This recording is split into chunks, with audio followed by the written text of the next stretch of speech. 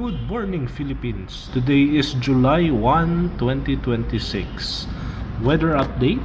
Currently sa Pilipinas ay merong namataan na low pressure, and in the next 24 hours it has a high probability na maging bagyo. Pangalan niya ay will be Henry. And dito po in the east of the Philippines, medyo malayo pa, nasa banda ng Palikir, Micronesia, merong namumuong tropical depression. This will be the cone of uncertainty niya. So hindi pa naman, malayo pa naman sa Pinas, but maghanda lang tayo mga kabayan, dahil mas mabuti na handa tayo at preparado. Hindi natin alam kung saan papunta. Posibleng pataas ito sa Japan o pwedeng dadaan sa Pilipinas at pupunta ng North. Ingat po palagi. God bless.